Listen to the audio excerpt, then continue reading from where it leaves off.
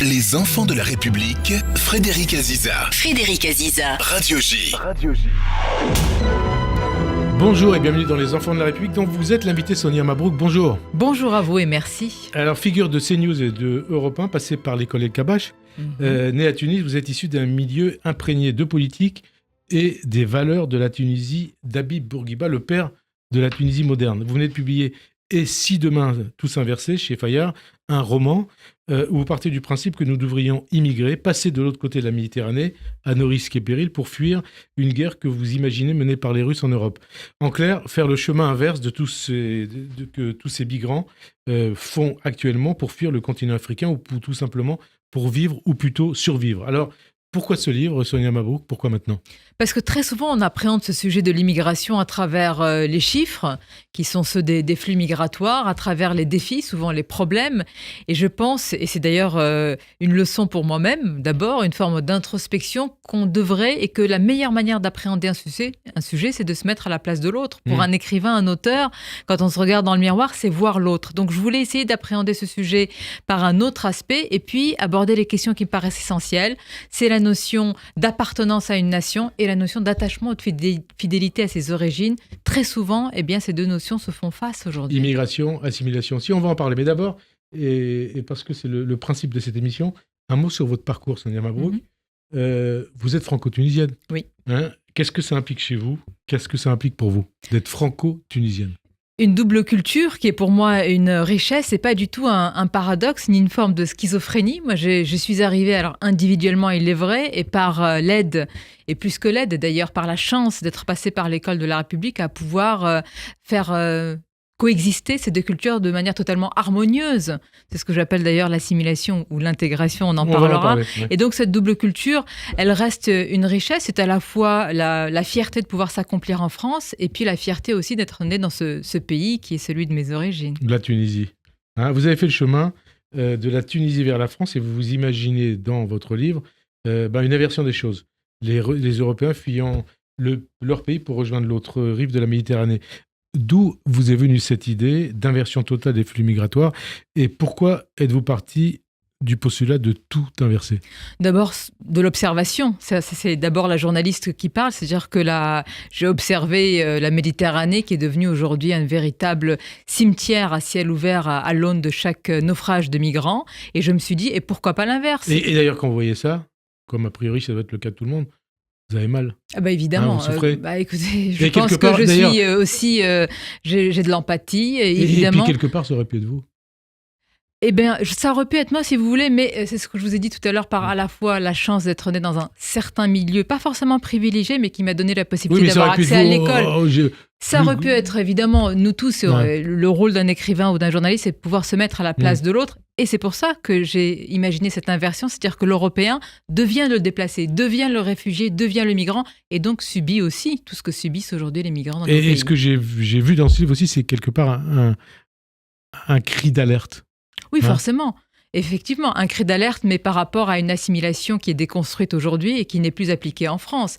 Un cri d'alerte, cette fois-ci, pas seulement sur le défi migratoire, mais sur la suite, qui n'est pas du tout abordée. Aussi, un cri d'alerte dans le sens où vous pouvez dire au lecteur, regardez ce qui se passe. Oui, effectivement. Et c'est aussi, je vous l'ai dit, une forme d'introspection. C'est-à-dire, moi, souvent, je parle de ces flux migratoires à travers les chiffres. On ne peut pas appréhender un tel sujet qui fait appel à ce qu'il y a de plus charnel, de plus profond, de plus personnel, de plus dramatique, sans voir aussi l'aspect humain, évidemment, de traverser de la Méditerranée, des enfants aussi qui partent. Et ce côté-là, moi-même, je l'ai souvent occulté. Donc, c'est une leçon pour moi et je l'espère un petit peu, en tous les cas, pour ceux qui vont lire le livre. Ces enfants, ces hommes, ces femmes qui partent et qui meurent. Et qui sont souvent n'ont pas le choix. C'est pour ça que je pense que c'est une chimère de pouvoir penser qu'on peut maîtriser ou arrêter les flux migratoires. Voilà pourquoi la suite, l'assimilation, l'intégration est très importante. Alors, on va parler d'assimilation et d'intégration. D'abord, le livre. Vous imaginez des migrants européens chercher refuge dans un État imaginaire, la Djalmanie, coincée entre la Libye et l'Égypte. En quoi, comme vous l'écrivez, est-ce parfaitement vraisemblable ? C'est dans le livre.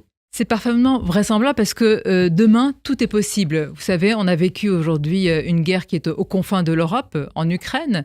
Nous avons une guerre qui peut être très élargie au Proche-Orient. Il ne faut pas dire demain qu'il est impossible que sur tout le continent européen, évidemment je ne l'espère pas, nous ayons un conflit étendu. À partir de là, Frédéric Aziza, que se passe-t-il? Si vous n'avez plus la possibilité de prendre l'avion, si toutes les frontières se ferment, si vous n'avez pas le choix pour mettre vos enfants à l'abri, eh bien il ne reste qu'une solution que prennent aujourd'hui et que acceptent aujourd'hui les migrants, c'est la traversée de la Méditerranée vers ce pays imaginaire qui, lui, va vouloir défendre son identité, sa culture. Voilà, c'est justement ce pays imaginaire algérmanie, craignant le scénario d'un grand remplacement de son peuple, les dirigeants de ce pays exigent des réfugiés occidentaux une assimilation en marche forcée. Reste qu'en Europe aujourd'hui, ce n'est même pas une assimilation en marche forcée qu'on exige des migrants, mais plutôt la fermeture des frontières. L'assimilation, comme vous dites, à marche forcée, est plutôt celle qu'on veut imposer ici en France et en Europe aux générations suivantes. Ah, je ne le crois pas du tout. Non. Ah non, l'assimilation a été totalement... C'est tout l'inverse. Moi, je crois qu'on dit à ceux qui arrivent, venez comme vous êtes, et c'est bien le drame de notre pays. Au contraire, si on mais avait... dans le débat politique, c'est ce qu'on entend. Oui, mais enfin, entre les mots et les actes, il y a une véritable différence. C'est pour ça que nous avons d'énormes problèmes aujourd'hui. Et quand on dit assimilation à marche forcée, permettez-moi juste de rappeler que les premiers à avoir été assimilés en France, c'était des Français, c'était les Bretons, les Normands. On va parler justement de ça n'a pas été facile pour eux, donc je pense qu'on peut le demander aux étrangers qui arrivent sur notre sol. L'assimilation, c'est un modèle français quelque part. C'est une singularité. Effectivement, c'est pas le modèle multiculturaliste américain ni anglais. C'est pour ça qu'il faut le préserver en France. Et on va en parler parce que c'est le régionalisme, l'assimilation de toutes des particularismes, effectivement. Alors, on va aller un peu plus loin dans le scénario que vous développez. Ces autorités locales de la Djalmanie évoquent les heures les plus sombres de notre histoire. Ça nous rappelle quelque chose. Un parti populiste, la Djalmanie d'abord, impose une conversion à l'islam en échange du statut de réfugié, et à défaut de les mettre au pas, les koufars, on sait ce que ça veut dire, les mécréants, sont expulsés vers leur pays en guerre. C'est quoi, c'est la version inversée des OQTF ? C'est un petit peu ça. Il fallait que d'abord, dans un livre et une fiction, on va un peu plus loin que la réalité, mais effectivement, moi j'ai voulu l'idée d'un pays ou d'un parti, et surtout d'un pays qui est jaloux de son identité, mais vous savez, c'est pas tellement une fiction. Aujourd'hui, de l'autre côté de la Méditerranée, ces pays... Je le dis au passage quand même, qui traitent de manière inhumaine les migrants subsahariens, mais exigent aussi une assimilation très forte. Alors, pas une conversion, mais une identification presque totale aux mœurs et au code culturel du pays. Donc parfois, je dis, regardez ces pays du Sud qui ne s'embarrassent pas de préjugés, demandent beaucoup à ceux qui arrivent sur notre sol. Nous, on demande quasiment rien ou très peu. Je pense qu'on peut trouver un juste milieu. Et vous dites nous, hein ? Oui, nous. Nous. Je me sens française. Voilà. Parce que c'est en vous. C'est en moi et je me sens française, je suis fière de l'être, oui, sans renier mes origines. Voilà. Alors vous posez ces questions. Entre une guerre féroce ou le plus terrible des exils, qu'auriez-vous choisi ? Entre protéger sa famille ou risquer de perdre son identité, y a-t-il vraiment le choix ? Quel est-il ? La résistance ou l'allégeance ? En clair, à travers ce livre, vous lancez un débat autour de l'immigration, de l'assimilation, de l'appartenance à la nation et de l'intégration aussi. Oui, exactement, Frédéric Aziza. La question, moi, qui me paraît essentielle depuis des années, c'est comment faire, et je l'ai souvent posé aux responsables politiques, peut-être l'avez-vous fait également ici dans ce studio sans avoir de réponse, comment faire quand des individus qui ont la nationalité française, mais qui se sentent très éloignés de la culture du pays, comment aujourd'hui les assimiler, les intégrer ? Ils sont français depuis 2 ou 3... Comment leur donner envie de s'assimiler, de s'intégrer ? Leur donner envie, effectivement, parce que souvent on ne propose pas de modèle, mais parfois aussi reconnaissez qu'il y a une forme de défiance. Et pour certains, ils ne veulent pas. Oui, et alors comment vous expliquez cette défiance ? Non, mais cette défiance, elle apparaît 2, 3 générations après que les parents, les grands-parents, les arrière-grands-parents aient choisi la France. Tout simplement parce que, je vous l'ai dit, la question qu'on doit se poser, c'est à quoi on assimile aujourd'hui ? Quand on n'a pas un projet assimilationniste, quand on ne donne pas envie, quand la France, et je le dis, cette phrase parfois elle peut choquer, elle fait pitié la France, elle ne donne pas envie, pourquoi ? À quoi voulez-vous accrocher ? Parce que moi j'estime que quand on ne défend pas, mais pas de manière, pas comme un étendard, pas comme un glaive, son histoire, son passé, qui est aussi une vision d'avenir, quand on ne défend pas ses gloires, ses héros, son imaginaire, son panthéon, comment voulez-vous donner envie à ceux qui arrivent de s'accrocher, de s'arrimer à votre identité, à ce que vous êtes ? C'est presque impossible. Il y a cet aspect, et puis il y a, je voudrais aussi le préciser, ceux qui arrivent en conquérant, cela, il faut leur dire, ce n'est pas possible. Et ça veut dire que ça vous fait peur pour la France de demain ? Effectivement. Moi, je dis que tous ceux qui aujourd'hui estiment que leur culture, non pas d'origine, c'est pas tellement ça, mais leur identité propre et finalement leur culture de la communauté supplante, écrase la culture du pays, c'est-à-dire tous les mœurs et les codes culturels sont quand même quelque sorte des bombes à retardement. Pas des bombes à retardement, je ne parle pas de passage de à violence, l'acte, oui. mais je parle quand même de non-intégration, de non-assimilation et finalement d'une forme de séparatisme culturel que l'on voit dans notre Donc pays. ça veut dire que ça désunit les Français, c'est ça que vous voulez dire? Forcément. Hein? Ça désunit pas seulement les Français, vous savez, parce que on a nous-mêmes provoqué cette désaffiliation à la nation. Je pense que ça touche à beaucoup plus profond que ça. C'est-à-dire qu'on est en train de passer à une forme de post-France, c'est-à-dire à finalement un petit peu effriter les murs porteurs d'un pays pour dire « venez comme vous êtes ». L'assimilation, vous oubliez, c'est votre droit à la différence qui prime sur l'assimilation et l'affiliation à la nation. Alors on parle de la France et l'Europe dans tout ça. C'est important. Pour moi, je me sens, j'allais dire, autant européenne que française, mais je parle d'abord de la France. J'estime qu'il y a une souveraineté française et je n'ai toujours pas compris aujourd'hui ce que veut dire la souveraineté européenne, parce que pour moi, il n'y a pas de peuple européen. Il n'y a pas de nation européenne. Non. Hein? Et quand vous parliez avec vos parents de ces sujets, qu'est-ce qu'ils vous disaient depuis Tunis? Alors, j'ai toujours parlé, mes parents m'ont toujours suivi. Mes parents sont venus avec moi en France. J'ai eu la chance de pouvoir recréer un cocon familial. Je suis arrivée très tôt en France. Mes parents, c'est la génération d'Habib Bourguiba dont vous avez parlé au début de cette émission. Ils sont presque paradoxalement... La Tunisie moderne, hein? Oui, mais ils sont presque paradoxalement... Précurseurs de la cause des femmes, quelque Effectivement, plus moderne, mais je mets à ce mot moderne, c'est le sens noble du terme. Hein. C'est une modernité très ancrée. C'est une modernité quelque part conservatrice que moi. Mais qui a été oubliée dans la Tunisie je n'ai pas envie d'admettre cela. Effectivement, ça a été occulté, mais je pense qu'il y a toujours les ferments de cette société-là en Tunisie. Pourquoi ? Parce que les femmes tunisiennes restent l'avenir de l'homme avec un grand H en Tunisie. Dont vous êtes. Hein?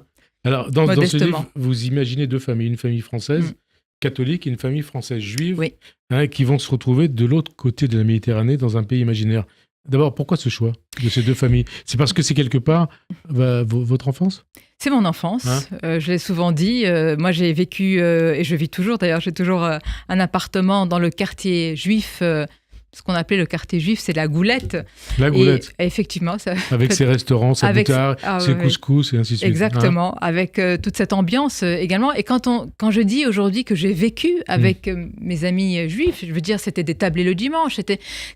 On se posait même pas la question. Les fêtes. On faisait l'Aïd, on faisait Rosh Hashanah, on faisait Noël. Et les enfants que nous étions, forcément, adoraient cumuler ces fêtes. Et on ne s'est jamais posé la question de nos différences. Jamais. Jamais. La première fois que cette situation m'a explosé à la figure, c'est en France. C'est en France. Et on reparlera de ça, puisque vous revenez sur cette jeunesse tunisienne dans un papier que vous avez écrit dans le JDD il y a quelques semaines.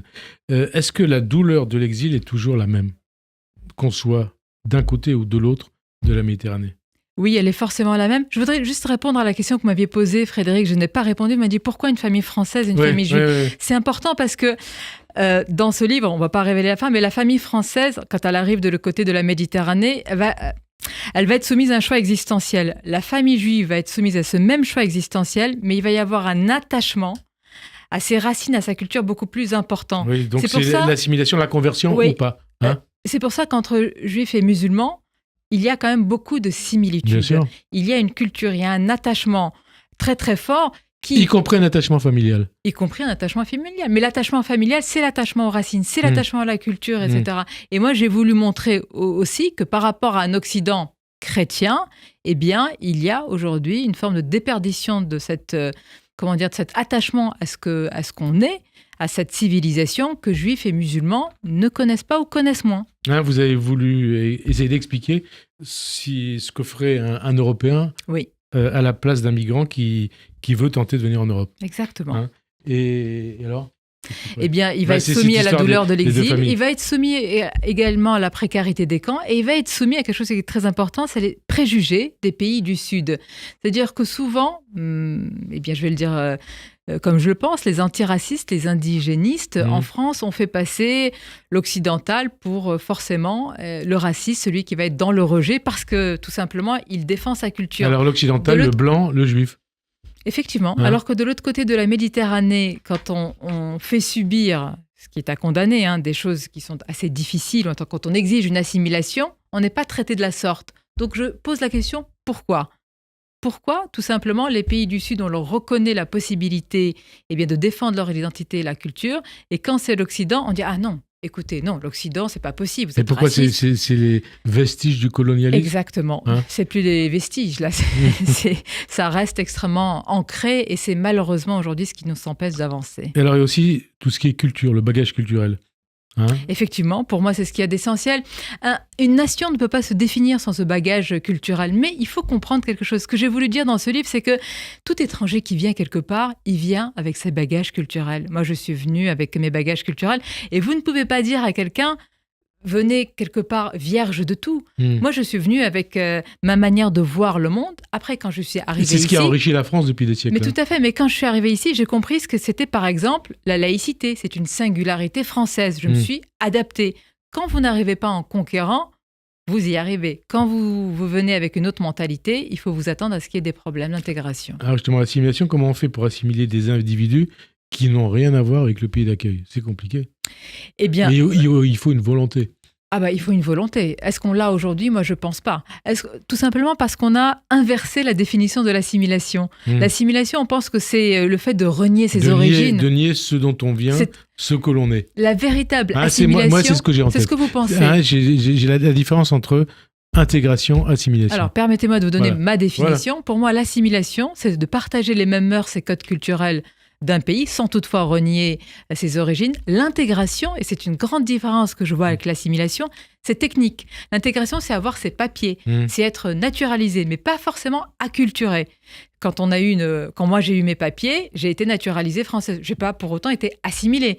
L'assimilation est un travail mental, est un travail culturel, parfois est un travail civilisationnel. Il faut être encouragé pour le faire et il faut le vouloir aussi. C'est un mariage d'amour, en fait, l'assimilation. Un travail mental. Oui. Parce que ça passe aussi par un partage des héros, d'une histoire, d'une culture. Encore faut-il que le pays les mette en avant, les mette en valeur. Et c'est ce qui manque à la France ? Oh oui. Je pense que vraiment, sur ce diagnostic-là, à part certains, ce serait difficile de ne pas le voir. Aujourd'hui, vous voyez par exemple la cérémonie d'ouverture des Jeux Olympiques. Moi, je me suis exprimée sur ce sujet. Je ne dis pas qu'il y avait des choses qui... C'est une très belle cérémonie, on a un passé incroyable. Mais enfin, que par exemple, des personnalités ou des personnages comme Bonaparte, qui est quand même le Français le plus connu dans le monde, n'ait pas été mis en avant, que Jeanne d'Arc soit vue comme simplement une travestie et que la tête de Marie-Antoinette, ce qui a été le cas dans l'histoire, soit tombé encore une fois, ça fait beaucoup de fois. Une belle cérémonie quand même. Écoutez, mais ça vous a, il manquait quelque chose pour vous.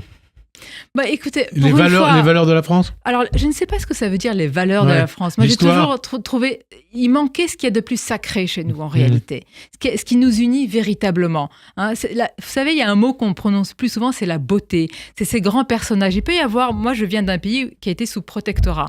Je ne dis pas que tout est à jeter dans la colonisation, le protectorat. Il y a un héritage urbanistique qui est magnifique. Pourquoi toutes ces belles choses, ces monuments, ces grands héros de l'autre côté de la Méditerranée, on ne les met pas suffisamment en avant? Et pourquoi? Vous l'avez dit vous-même, justement, parce qu'on est lié par une forme de repentance permanente et éternelle qui est un boulet au pied aujourd'hui. Mais ça se passe quand même mieux en Tunisie et au Maroc, en Algérie. Effectivement, c'est une histoire beaucoup plus, vous le savez, profonde et entachée de grandes tensions avec l'Algérie. La Tunisie a été un protectorat. Le Maroc, c'est encore une autre histoire. Avec l'Algérie, on le voit encore aujourd'hui, entre le président français et le président algérien, ce sont des tensions éternelles. Alors pourquoi aussi mêler ces trois thèmes? L'immigration, l'assimilation, l'appartenance à une nation, à la nation. C'est le plus important aujourd'hui. C'est ce qui définit l'avenir d'un pays. Mais on en parle peu, ou alors quand on en parle, il y a tout de suite Écoutez, le mot assimilation, oui, tout à fait, des cris d'orfraie, des exclamations. Quand on parle du mot assimilation, d'abord, il a été, j'aime pas le mot pris en otage, mais c'est un peu le cas, par un spectre de la classe politique. Par l'extrême droite? Effectivement, moi je dis plutôt la droite extrême, parce que pour moi, l'extrême droite, comment dire, ça serait une classe politique factieuse. Je ne crois pas que ce soit le cas du RN, mais disons, la droite extrême. Et pourquoi les autres n'en parlent pas? Il n'y a pas plus beau qu'un projet assimilationniste qui veut faire de l'autre, de l'étranger, non pas le clone culturel, mais quelqu'un qui partage les mêmes rêves que vous. Mais c'est un peu ce qui se passe aux États-Unis.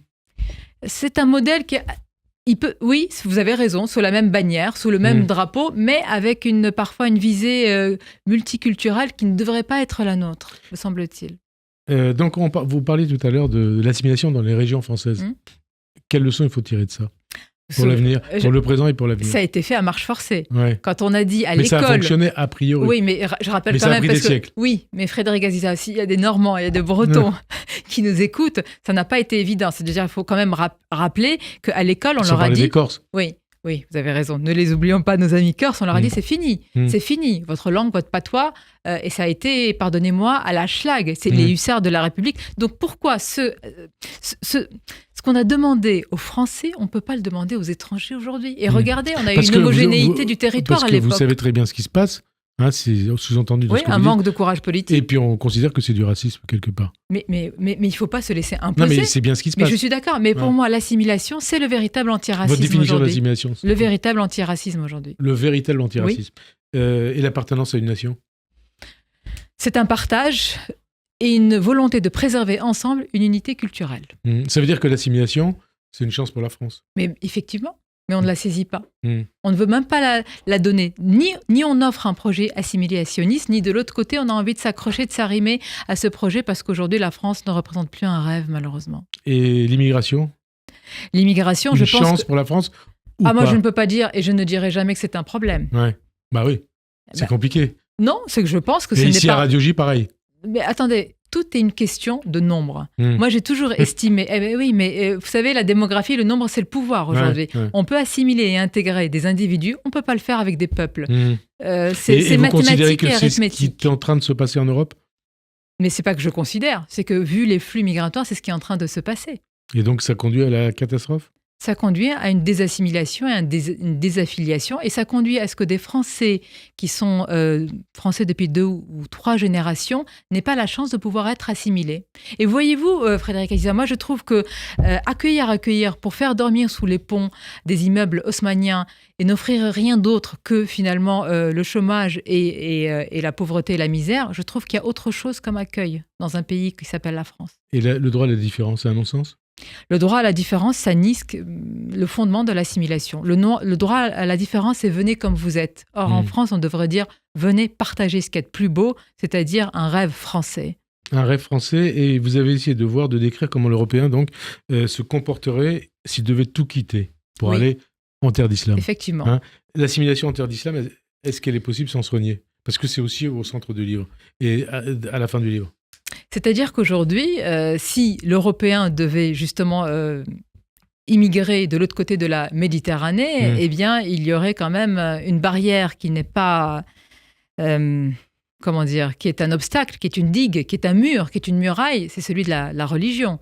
C'est-à-dire que si en France, vous pouvez arriver comme vous êtes, de l'autre côté de la Méditerranée, je pense que vous aurez plus de mal à pouvoir continuer à pratiquer votre culte tranquillement, à pouvoir avoir... sans être persécuté, les droits des LGBT, etc. Et ça, il faut le rappeler, malheureusement, c'est une réalité. Comment ça se passe en Tunisie, d'ailleurs, pour les droits des LGBT ? C'est un combat permanent et il y a toujours des associations. Il y a un tissu associatif en Tunisie qui est exceptionnel, véritablement. Il y a une société civile, j'aime pas souvent ce mot, qui est un mot valise et fourre-tout, mais il y a une société civile. Quand j'ai dit tout à l'heure les femmes, d'ailleurs, c'est avec les hommes. Jamais les femmes tunisiennes ne se sont vues en opposition avec les hommes. C'est le féminisme à la Gisèle Halimi. On a toujours avancé ainsi. D'origine tunisienne. Effectivement, même chose pour le tissu associatif, mais ça reste un combat dans les pays du Maghreb, les droits LGBT, évidemment. Mais bien sûr, le voile qui n'existait pas sous Bourguiba, aujourd'hui, il est apparu. Bourguiba avait fait plus. Il y avait eu une scène incroyable où il avait, certains disent, ôté le voile d'une femme. Pas du tout. Il était venu vers elle, il lui avait dit « Vous avez le choix d'enlever ce voile ». C'est extraordinaire. Vous vous rendez compte de la vision d'hommes d'État? D'ailleurs, c'était la même chose en Iran. Effectivement. C'est pareil. Tout à fait. Jusqu'en 79, c'était comme ça. Et voyez-vous ce qui s'est passé après. Les régimes politiques, ok, mais c'était comme ça. Donc vous disiez, l'assimilation, c'est compliqué quand ce sont des peuples entiers qui débarquent. C'est même pas que c'est compliqué, c'est impossible. Il est impossible d'assimiler des populations ou des peuples. Il est possible encore d'assimiler ou d'intégrer des individus. Et je rappelle que si vous laissez de tels flux migratoires, vous ne donnez pas la chance à des millions de Français d'avoir la chance de s'accomplir et de réussir dans le pays. Donc à un moment, il faut choisir. On ne peut pas tout avoir, malheureusement. Et vous considérez comme une assimilée? Je ne sais pas. Si être assimilé, c'est partager les mêmes mœurs et codes culturels que la France, je pense que oui. Et qu'est-ce que vous a apporté la France ? Qu'est-ce que vous avez apporté à la France ? Moi, ce que la France m'a apporté, elle m'a apporté un imaginaire, elle m'a permis de m'accomplir, elle m'a permis de tisser des liens très importants, elle m'a permis de partager un imaginaire, un panthéon, des gloires, elle m'a permis d'être triste aux défaites françaises, d'être heureuse aux réussites françaises. Fier de l'histoire de France ? Complètement. Vous l'avez en vous ? Avec ses ombres, hein, évidemment. Mais moi, c'est ce que j'aime. En fait, quand il y a... c'est comme un tableau. Un tableau lumineux, il y a toujours du noir et des pardons. Vous ne pouvez pas aujourd'hui avoir un héros dans l'histoire française sans qu'il y ait Pour vous, l'histoire de France, c'est pas un soulage, quoi. C'est pas noir. Exactement. Hein, mais vous savez, dans le noir de Soulage, il y avait beaucoup de lumière. Il y a la lumière. Hein, mais après, quand on le voit... Oui, mais par contre, je ne sais pas ce que j'ai apporté. Honnêtement, c'est pas par modestie que je ne réponds pas. Je peux pas. On ne peut pas savoir individuellement ce qu'on apporte à un pays. On ne peut pas. Ben, les Français qui vous connaissent le savent. Hein, et qui vous voient ou qui vous entendent. Je laisserai répondre. Alors, vous mettez en contraste la décadence de l'Occident avec la vitalité de la culture musulmane. L'usure, en tous les cas, Frédéric Azia, un épuisement. Mais ça, c'est un peu un sentiment. Moi, je ne suis pas sociologue, je ne suis pas visionnaire ni prophétique, mais ce que je sais, je connais pour l'avoir étudié ma religion qui est l'islam, et je la connais Vous sentez musulmane, d'ailleurs ? Je le sens pas, je le suis. Ouais. Je définis souvent comme culturellement musulmane, mais pas d'un point de vue dogmatique. L'islam propose une communauté, c'est l'Oumma. L'Oumma propose la stabilité, la cohérence. Et comment vous expliquez que l'islam ait été autant dévoyé ? Pourquoi l'islam a été autant dévoyé ? Parce qu'aujourd'hui, c'est une... c'est une religion, c'est une croyance, c'est une conviction qui est dévoyée, qui est utilisée à des fins terroristes, à des fins d'entrisme islamiste. C'est un cheval de Troie aujourd'hui.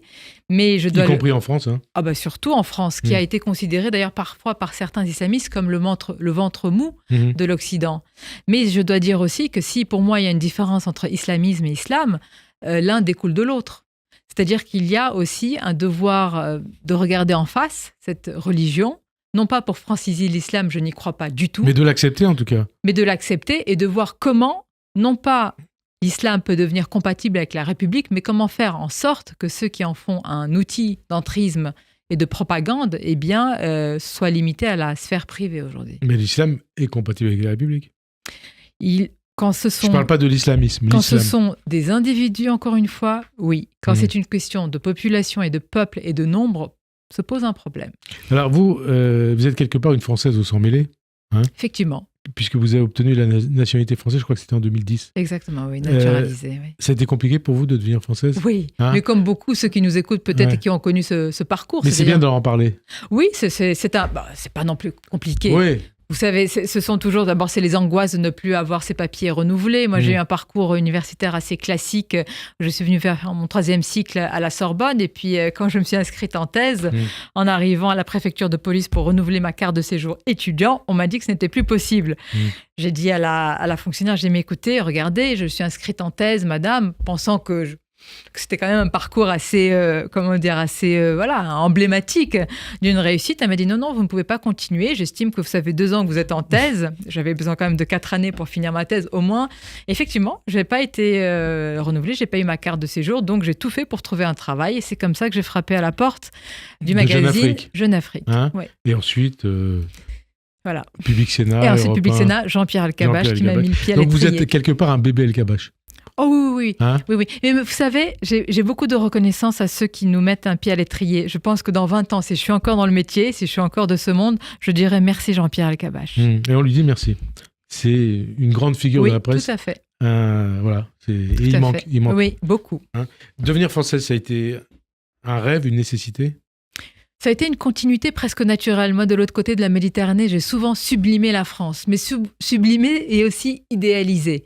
À travers les lectures, à travers l'école. J'ai fait les lycées français, moi, de l'autre côté de la Méditerranée. Et les lycées français, en Tunisie ou au Maroc, en Algérie, lycée c'est vraiment Carnot? lycée Caillou. La Marsa. Il y avait une opposition. Ouais. Lycée Carnot, c'était ma mère, effectivement, une autre génération. Et c'était vraiment le tissu de la francophonie. C'est pour ça que, j'aime ce pays, parce que j'ai vraiment appris à l'aimer Depuis Tunis. Ah oui. Hein, On aimait la France, parce que c'était les lycées. Enfin, on était vraiment au contact. D'abord, j'étais en contact avec des Français, tous ceux qui venaient, et c'était les enfants de professeurs qui enseignaient en Tunisie. Et donc, ils nous faisaient aimer ce pays. On l'a imaginé, on l'a sublimé, on l'a idéalisé. Puis après, on l'a connu et on a connu ses difficultés. alors, on a connu ces difficultés, mais un mot sur les migrants. Je suis, comme on le disait tout à l'heure, quelque part, vous reconnaissez sans doute dans ces migrants. Quel message qui essaient de venir en France et qui n'arrivent en Europe et qui n'arrivent peut-être pas, quel message vous avez envie de leur adresser? Mais vous savez, Frédéric Aziza, quand on dit qu'il y a un problème de gestion des flux migratoires et de nombre, ce n'est pas être dans le rejet. C'est un constat aujourd'hui. Ce n'est plus possible, tout simplement. Alors effectivement, certains nous disent, mais vous êtes arrivés et aujourd'hui, vous fermez la porte de la pièce. Mais si on veut, non pas fermer, mais laisser un peu fermer cette porte-là, pas complètement, mais l'entrouvrir, c'est pour tous ceux qui sont là et qui n'ont pas cette chance de s'assimiler. Ce n'est plus possible. Ce que je dis aujourd'hui, c'est que si vous pensez que la France est un Eldorado, si vous pensez que vous pouvez vous accomplir, je les vois en Tunisie. Vous savez, je vois tous ceux qui partent et qui partent à travers les ports de Tunisie, c'est parce qu'on leur dit qu'en France, ils vont pouvoir, depuis la France, aider leur famille. Mais ils arrivent sous les ponts, ils n'aident personne. Et on fait croire encore aux familles sur place que leurs enfants sont en train de réussir à l'étranger. Mais vous voyez dans quoi on est, tous ces passeurs, ces vendeurs de mort aujourd'hui, qui sont en train de nous faire croire à tous ces migrants. Alors, tous ces migrants qui partent de Tunisie peut-être aussi, parce que la Tunisie d'aujourd'hui n'a peut-être rien à voir avec celle d'hier, avec celle de Bourguiba. Ce pays qui était à l'origine des printemps arabes renoue avec l'autoritarisme. Est-ce que ça vous fait mal? Effectivement. Quand il y a des dérives, d'abord, il faut les dénoncer. Quand il y a des personnes dont la parole est bâillonnée, il faut le faire. Reste que la Tunisie, c'est mon pays d'enfance. Non, vous êtes attaché à ce pays. Ah, plus que ça. D'abord la Tunisie parce est en vous. Vous savez, j'ai des liens de terre puissants en Tunisie. Ma mère y est enterrée. Et pour moi, ce pays, c'est... j'en parle même avec les larmes aux yeux. Parce que aussi ce livre, vous l'avez dit à votre mère. Effectivement. Voilà. Qui est partie il y a très peu de temps. Voilà. Et votre fille, enfin on en parlera. Oui. Alors, vous avez aussi écrit que lorsqu'on est d'origine maghrébine, vous avez fait allusion tout à l'heure, dire qu'on est assimilé, c'est encourir un reproche en trahison. Qu'est-ce que ça veut dire? Comment vous l'expliquez? Et est-ce que vous-même, vous l'avez vécu? Je sens votre émotion. Oui, parce qu'on parle de sujets un peu personnels, effectivement. Oui, je l'ai vécu, forcément, parce que quand on dit que vous êtes assimilé, vous avez une communauté d'origine qui vous dit que vous avez tourné le dos à tout ce que vous êtes, etc. C'est pour ça que je me bats pour l'assimilation, pour dire qu'on ne renie pas son bagage culturel. De toute façon, je ne le pourrais pas. Et personne, et je veux dire, vu du ciel, ma mère ne me laisserait pas le faire. Donc c'est très important pour moi d'expliquer que l'assimilation, c'est pas une forme de renoncement ni de reniement. Mais par contre, j'en veux beaucoup aux responsables politiques, souvent que je interroge tous les matins, parce qu'il y a une forme de capitulation politique et conceptuelle par rapport à ça. De l'assimilation. Il faut vraiment le réhabiliter. Mais capitulation vis-à-vis de l'assimilation et peut-être aussi vis-à-vis de l'islamisme. Vous avez raison, effectivement. C'est peut-être pas par électoralisme. Si, vous avez raison, par électoralisme, par stratégie, par opportunisme. Il y a eu des années de renoncement. On a parlé il y a quelques semaines de ce qui s'est passé à Tourcoing, avec cette enseignante qui a été giflée par cette lycéenne. Vous vous rendez compte, les fractures sur le voile, ça remonte à 1989. L'affaire des foulards. À ce moment-là, Lionel Jospin a une phrase d'une ambiguïté folle. Il dit oui, il faut respecter le principe de laïcité. Mais il faut laisser rentrer Alors depuis, ses élèves. Ça a évolué, mais c'est jamais rentré dans les mœurs. Non, effectivement. C'est-à-dire qu'aujourd'hui, le voile... J'ai une phrase, je vais essayer de vous définir ma position. Derrière chaque voile, il n'y a pas une idéologie islamiste, évidemment, mais derrière chaque idéologie islamiste, il y a un voile. Bon. Et un voile... Ça pose un problème. Et puis une idéologie islamiste aujourd'hui qui est happée, qui est aidée, qui part... La gauche de la gauche. En partie, effectivement. C'est-à-dire qu'il y a eu, pas toute la gauche, fort heureusement, mais il y a eu des années d'accommodement. C'est pour ça que je dis la gauche de la gauche. Vous avez raison. Parce que Mélenchon, qui n'était pas comme ça en 89, mais il a changé. Était le héros, même. Des républicains et des laïcs. Effectivement. Mais vous savez, l'opportunisme et les stratégies électorales, ça mène à tout, même au pire. Et une volonté de chaos, malheureusement. Alors, ça mène au pire. Le pire, vous avez, je suppose, souffert du racisme aussi? Pas tellement. Je vais être honnête. J'ai eu une... D'ailleurs, je me rends compte aujourd'hui qu'on m'a jamais posé la question. Une fois, c'était à mes débuts à la télévision. On m'avait dit, tu ne peux pas faire de télévision. Tu ne pourras pas être à l'antenne parce que tu as un accent. Ah bon, j'ai dit, mais souvent on se rend pas compte. C'est une manière de vous dire vous êtes arabe. Oui, effectivement. C'est ça que ça veut dire. Bon, mais vous savez, Voilà. il y avait deux possibilités. Soit se victimiser et dire on n'y arrive pas, soit dire vous allez voir ce que vous allez voir, et je mets un pied dans la porte et ensuite je rentre ça a marché. dans le studio. Alors vous êtes quelque part aussi une journaliste engagée.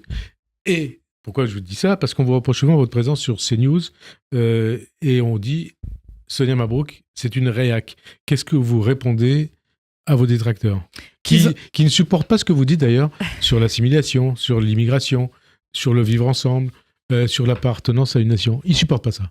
Mais Et j'assume. vous le constatez, hein ? Écoutez, je vous dis très sincèrement les choses. J'entends ces critiques. Je les vois surtout sur les réseaux sociaux qui sont pour moi une focale. Mais jamais, en me déplaçant en France, et je le fais beaucoup pour les signatures de livres, parce que j'adore aller à la rencontre des lecteurs, jamais. Vraiment, mais partout, en allant dans tous les quartiers, jamais on m'a dit, je ne supporte pas ce que vous dites. Jamais on m'a dit, vous êtes dans le rejet. On m'a souvent dit, il y a une matière à débat, on peut en parler, mais on m'a jamais envoyé à la figure, si je puis dire, quelque chose de déplacé ou de désagréable. Moi, j'ai toujours cru à la vitalité du débat. Mon engagement n'a pas changé. Et au vivre ensemble. Je préfère le être ensemble. Je ne crois pas au vivre ensemble. Je suis un peu comme feu Gérard Collomb, hélas. Je pense qu'on va plus avec ce face-à-face que le côte-à-côte, mais qu'on peut imaginer un être ensemble. Un vivre ensemble, c'est un peu compliqué parfois. Être ensemble, vivre ensemble. Oui. Sonia Mabrouk, vous venez d'être maman. Oui. Hein ? Votre fille, vous souhaitez qu'elle se sente française ou franco-tunisienne ? Alors, de fait, elle va avoir les deux nationalités, mais j'aimerais que, comme moi, elle soit pleinement française et tunisienne. Il n'y a pas d'ordre, je le dis ainsi, mais j'aimerais qu'elle ait cette harmonie, cette qu'il y ait double culture, une fluidité et qu'elle ne se pose pas toutes les questions que se posent ceux qui ne sont assimilés ni dans un pays ni de l'autre. Parce que, pardonnez-moi, ceux dont on parle, moi, quand je les vois arriver en Tunisie, ils ne sont pas intégrés, assimilés en Tunisie, ni en Algérie, ni au Maroc. Ils ne sont ni assimilés dans un pays, ni de l'autre. Ils sont quelque part des apatrides. Ouais. Est-ce qu'on veut aujourd'hui créer encore plus d'apatrides ? Alors, quelque part, vous avez fait un pied de nez à Éric Zemmour en donnant à votre fille le prénom de votre maman. Alors, je n'ai pas pensé à lui. Non, mais... je plaisante, j'ai bien compris. Évidemment, mais j'ai toujours dit, je lui ai dit également avant de certaines interviews, je ne crois pas, et je pense que peut-être vos auditeurs ne seront pas d'accord avec moi, je ne crois pas que le prénom soit un marqueur de l'assimilation. Moi, je pense que, je m'appelle Sonia Mabrouk, que ma plus belle déclaration d'assimilation, c'est ma déclaration d'amour à la France. Voilà. Je m'appelle Sonia, Rachida, et chez les Juifs, c'est pareil, hein ? Ou Soraya, exactement. Mon fils s'appelle David. Voilà, tout à fait. Et donc, je suis très, très fière que... De toute façon, elle ne pouvait s'appeler que Soraya. Soraya, bah oui. Hein ? Et d'où est votre mère ? Elle en est fière. Hein. J'espère. C'est quoi l'héritage de votre maman, d'ailleurs ? Maman m'a toujours dit une phrase que je répète très souvent. Elle me dit, fais confiance aux gens de bonne éducation. Ça ne veut pas dire, ça ne dépend pas de l'origine sociale, ça ne dépend pas de l'argent, mais ce sont toujours des gens qui ont été construits, qui ont eu certaines valeurs et qui ne feront pas de mal dans les moments les plus tragiques et les plus difficiles. Et j'espère, on peut compter sur moi dans ces moments-là. Et alors, c'est justement cette Tunisie où les mères juives et musulmanes fêtaient ensemble, comme vous disiez tout à l'heure, l'Aïd, Rosh Hashanah, Noël. Comme vous l'avez écrit donc, dans le JDD, dans votre lettre à Sarah, dont on parlait tout à l'heure, votre amie d'enfance, cette juive tunisienne qui vit aujourd'hui à Tel Aviv. Effectivement. Racontez-nous. Alors, c'était il y a un mois. J'ai reçu cette lettre, Sarah, je ne sais pas si je peux dire son nom de famille, je ne veux pas créer de soucis, et je ne reconnais pas le nom de famille, parce que c'est le nom de femme mariée, donc je ne reconnais pas le nom de l'expéditrice, et puis au fur et à mesure que je lis la lettre, je reconnais évidemment les souvenirs de mon ami d'enfance, mais Frédéric Aziza, je n'ai pas envie de m'en souvenir, mais je me dis, mais pourquoi ? Où sont passés tous ces souvenirs enfouis ? Et je me suis rendu compte en fait que je voulais pas me rappeler de tous ces bons moments parce que pour moi ils sont perdus. C'est terminé. En fait, la nostalgie, moi j'adore la nostalgie parce que pour moi c'est un projet, un parfum d'avenir, mais ça m'en serre tellement le cœur que j'avais plus envie de me souvenir de ces moments-là. D'abord parce qu'il me rappelait ma mère et c'était difficile pour moi, mais il me rappelait aussi tout cet imaginaire que vous avez peut-être connu. On était si bien ensemble en réalité. Je me dis mais qu'est-ce qui s'est passé ? Les fêtes, vous imaginez ? On peut dire qu'est-ce qui s'est passé en Tunisie et qu'est-ce qui s'est passé d'ailleurs depuis SOS Racisme ? Mais oui, Hein SOS Racisme qui, puisqu'on parlait tout à l'heure de l'affaire des foulards de Creil, Ouais. s'oppose à Gisèle Halimi. Ouais. Quand elle vient dire au journal, c'était d'Antenne 2 à l'époque, elle dit ces femmes-là, ces filles-là, ces jeunes filles ne peuvent pas entrer avec le foulard. Et ce n'est pas une forme de rejet ou d'ostracisation. Et est-ce que c'est une époque révolue, une époque qui ne reviendra jamais? Je sais que vous êtes optimiste parce que vous dites ça peut Moi, je ne peux revenir. pas dire que ça ne peut Voilà. pas revenir. Ça C'est peut pas revenir. impossible. Mais est-ce que c'est aussi peut-être la conséquence du 7 octobre? Ou est-ce que c'est bien plus ancien? C'est beau. C'est plus ancien. Dans mon premier livre qui s'intitulait Le monde ne tourne pas rond à ma petite fille, qui était une conversation entre moi et ma grand-mère, j'ai fait état d'un racisme et d'un antisémitisme culturel dans les pays du Maghreb. Et j'ai été traitée de raciste parce Comme que j'ai dit Bensoussan. ça. Oui, Hein mais vous savez, Qui a moi, été beaucoup critiqué pour Ouais, ça. effectivement, Georges Bensoussan, ouais. que vous avez reçu il y a quelques semaines. Effectivement. sur Europe 1. Il y a des proverbes, des citations que moi j'ai entendues quand j'étais petite. C'est lesquels? C'est dur de les dire. Mais vous pouvez les dire, si. Bon, c'était des phrases comme c'était Yehoud Yakelb, c'était Un chien de le juif. juif, le chien. Bon, voilà. Quand on est bercé avec ça, quand on est enfant, il faut pouvoir grandir, se construire un autre univers, Et sortir s'éloigner de ça. cet antisémitisme et le dire. Voilà pourquoi aujourd'hui je défends vraiment les Et comment vous avez convictions fait de pour en manière. sortir justement de ça? Parce que L'école. c'est aussi l'école et puis le milieu familial aussi. Hein. Ah, forcément. Ça compte. Ah, c'est Et l'éducation. c'est ce qui manque peut-être en France. Également, Hein effectivement. Alors, le 7 octobre, il y a un an, le programme du 7 octobre du Hamas, Sonia Mabrouk, comment vous avez vécu ce jour-là? Comment vous avez vécu l'année qui vient de s'écouler? Et on précise les choses, parce que vous le dites aussi, hein, tous les morts se valent. C'est une évidence, mais Ouais. vous avez raison de le rappeler. Comment je l'ai vécu comme une catastrophe contemporaine avec une onde de choc terrible, mais qui nous interroge tous profondément. Moi, ça m'a bouleversée à un point, c'est-à-dire que tous ces souvenirs dont j'ai parlé dans cette lettre à Sarah, tout ça est parti en fumée, tout. Donc c'est une partie de soi qui meurt aussi. Moi, je voudrais dire que pour la musulmane que je suis, c'est une partie de moi qui est partie Le 7 aussi. octobre. Le 7 octobre. Et alors, on entend souvent vos questions et vos commentaires en forme de coup de gueule sur Europe 1 et CNews, notamment depuis le 7 octobre 2023. Juste de dire que le 7 octobre a ouvert une nouvelle ère, que c'est un moment de bascule, que c'est une bascule dans l'histoire. C'est une bascule, mais il y avait les ferments, attention. Il y avait beaucoup de choses. Quand l'antisionisme s'est transformé en antisémitisme, c'est pas depuis le 7 octobre. Ça, c'est très important, parce qu'aujourd'hui, on a Déjà, Yann l'impression... Kelevich, je disais, il y a 40 ou Voilà, 50 ans. effectivement. Hein. Mais- 73, je crois. Hein. Exactement. Une accélération vertigineuse, prodigieuse aujourd'hui, qui fait que nous avons tous nos repères qui sont brouillés. Être incapable, le 7 octobre, le jour du 7 octobre, de ne penser, enfin de penser prioritairement aux victimes, à ce qui s'est passé, aux femmes, aux viols. C'est Sans les terrible. nier, hein. Parce Et que bien sûr, beaucoup sans les l'ont nier. nié. Hein. Et évidemment, penser aux victimes palestiniennes. Mais j'ajoute, le 7 octobre, c'est un pogrom. Ça ne veut pas dire que je fais une hiérarchie. Ça veut dire qu'on doit analyser, et vraiment, pour les plus jeunes générations, ils doivent se rendre compte de la qualification de ce dont on parle.